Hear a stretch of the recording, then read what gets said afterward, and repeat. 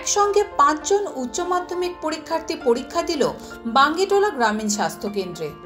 তাদের মধ্যে ২ জন বাঙ্গিটোলা উচ্চ মাধ্যমিক বিদ্যালয় থেকে, অন্য ৩ জন আইডিয়াল হাই মাদ্রাসা থেকে পরীক্ষা দিচ্ছিল। হঠাৎই তাদের শরীর অসুস্থ হয়ে পড়ে। তড়িঘড়ি করে স্কুল কর্তৃপক্ষ অ্যাম্বুলেন্সে করে বাঙ্গিটোলা গ্রামীণ হাসপাতালে নিয়ে আসে তাদেরকে। হাসপাতালের মধ্যে তাদের পরীক্ষার ব্যবস্থা করা হয়। তাদের মধ্যে একজন পরীক্ষার্থী গুরুতর অসুস্থ রয়েছেন। 2 জন পরীক্ষা দিচ্ছে এডিজিএস হাই মাদ্রাসার। একজনের জ্বর ছিল আগে থেকে, সে ভীষণ কাঁপুনি দিচ্ছিল। দুজনেই এডুকেশনে পরীক্ষা দিচ্ছে। একজনের নাম চুমকি খাতুন, ও প্রথমে এসেছিল। তারপরে আসে হচ্ছে আসিকা সুলতানা, মনে হয় মেয়েটার নাম। আচ্ছা, ও এডুকেশনে পরীক্ষা দিচ্ছে। ওর শরীরটা দুর্বল, আস্তে আস্তে ওর শরীরটা খারাপ লাগছিল।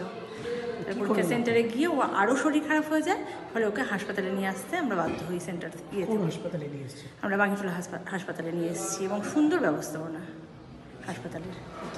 সকালবেলায় ফোন করলো মাস্টারমশাই বাঙ্গিটোলা স্কুল থেকে, আর হচ্ছে আইডিয়াল হাই মাদ্রাসা সেন্টার থেকে 2-3টে বাচ্চা আইডিয়াল থেকে, আর বাঙ্গিটোলা হাই স্কুল থেকে 2টো বাচ্চা অসুস্থ হয়েছে হঠাৎ করে।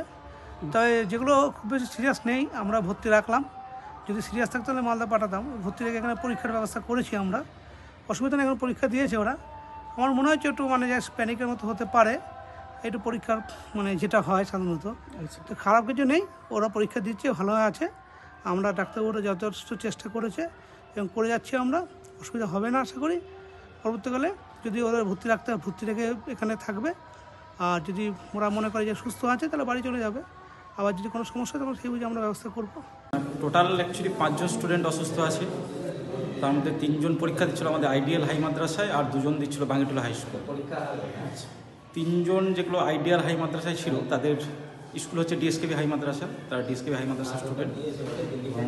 আমি ওখানেই ছিলাম। সঙ্গে সঙ্গে তাদের যখনই অসুস্থ হয় সঙ্গে সঙ্গে আমি তাদেরকে অ্যাম্বুলেন্সের ব্যবস্থা করে এখানে সঙ্গে সঙ্গে বাঙ্গিটোলা হসপিটালে পাঠানো হয়। এবং বাঙ্গিটোলা হাই স্কুলে যারা পরীক্ষা দিচ্ছিল তাদেরকেও সঙ্গে সঙ্গে ওখান থেকে অ্যাম্বুলেন্সের ব্যবস্থা করে নিয়ে আসা হয়, এবং তারা এখন ঠিকঠাকভাবে পরীক্ষা দিচ্ছে এবং অনেকেই সুস্থ আছে। মালদা থেকে বলাই পোদ্দারের report, U Bangla TV. U Bangla TV, হৃদয় ছুঁয়ে যায়।